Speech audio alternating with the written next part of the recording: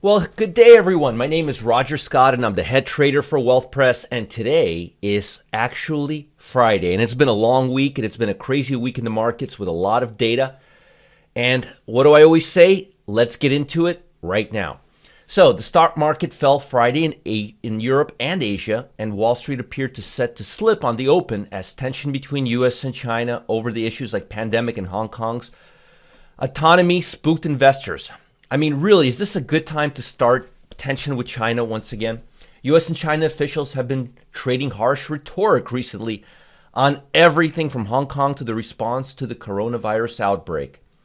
China's National People's Congress on Thursday approved a national security law aimed at suppressing cessationist and subversive activity in Hong Kong, overriding any potential opposition by local lawmakers. U.S. Secretary Mike Pompeo has said the law means Washington may no longer treat former British colony, already reeling from anti-government protest and pandemic, as autonomous from Beijing. That's not pretty. And that could undermine the city's status as a major center for free trade and finance. And I think it will. French car maker Renault said it would shed 15,000 jobs over the next 3 years, just after Nissan announced plant closures in Europe and Asia. Annual inflation in the Eurozone fell 0.1% in May from 0.3% in April, reflecting both a slide in oil prices and weak demand. Weak economic data from Japan also cast a pall as the government reported that industrial production fell more than 9% in April from the month before, while retail sales dropped nearly 10% month on month. That's bad. That was the biggest fall since the sales tax hike in 1997. Wow. And today is Friday, and what is Friday? Friday is when I have the biggest news of the week, and the biggest news of the week is the personal income report. And boy, oh boy, oh boy, consensus was negative 6%. We're down. We're actually up 10%. That's interesting. That's not bad. That's actually a little better than expected. But consumer spending down negative 13.6%, further than the negative 12%. So as you can see, things are all over the place. As you can see here, the prior was negative 2%, consensus negative 6%, actual was 10.5%. It was on the better end of the stick, but consumer spending was worse. So income was better, consumer spending was worse. Consensus 12.6, actual 13.6. Let's read this. Personal income is expected to fall 6%, but it didn't in April, with consumer spending seen falling 12.6%. So as you could see, again, a total surprise. Positive personal income, better than expected. Consumer spending, worse than expected. Let's look to see how the market is interpreting all of this. But boy, oh boy, talk about data being all over the place. So the S&P is down 10, the Nasdaq is up 10. Nasdaq has been a little weaker lately, and the S&P has been strong.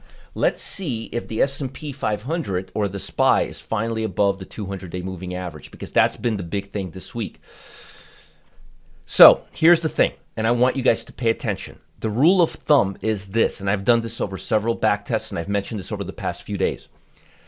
What you want to see is 2 complete days of clearance, either above or below the index. Now, yesterday we had the first day of clearance. Today, if we stay above the S&P 500 and we don't touch this mustard-colored line, which is the 200-day line, we will officially have 2 days of clearance, which will take the S&P 500 into a bullish market climate. Now, you're probably saying, well, what about these 2 days? Well, not good enough. They touched the moving average. Price at some point in the day touched the moving average, so it doesn't count. But it's still the morning. We still got several hours left in the day, so there's a good chance we're going to see the S&P take off and go higher, although I don't think so, but you never know. And yesterday we did stay completely above. So yesterday was day 1. Will we have day 2 today? I don't know. We're going to see. Now, here's another interesting thing. Notice the S&P is just now coming through the 200-day moving average. If you look at the NASDAQ 100,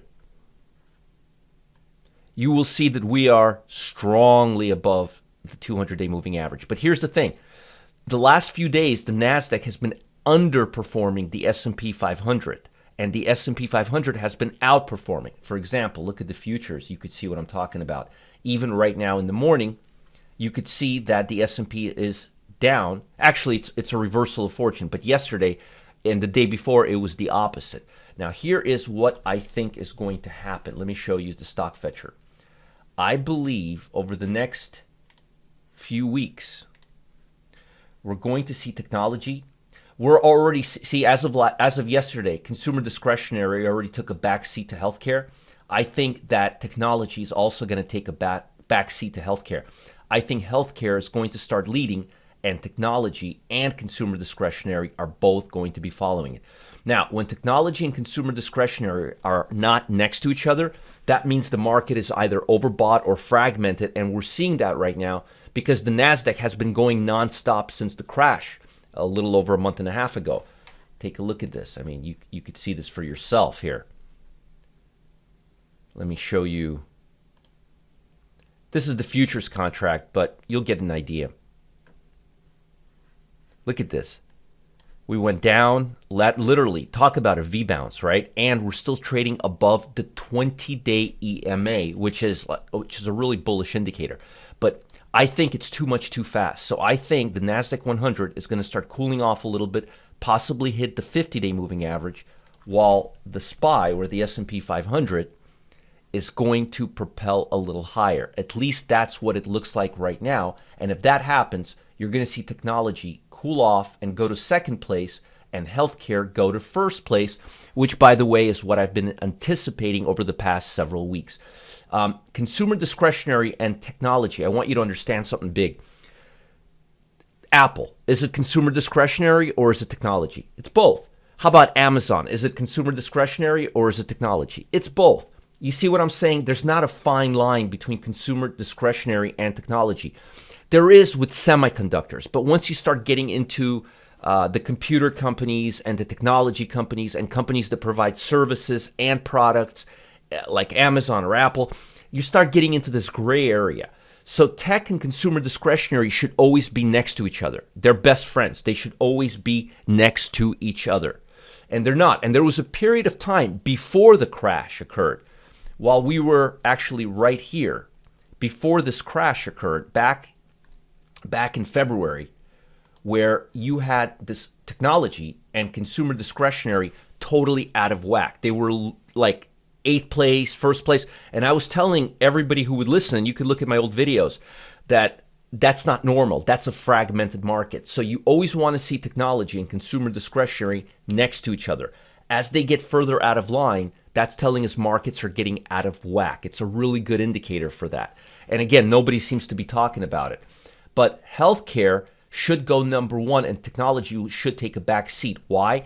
Well, the truth is, this recession or depression, whatever you want to call it, it is going to have an impact on discretionary income.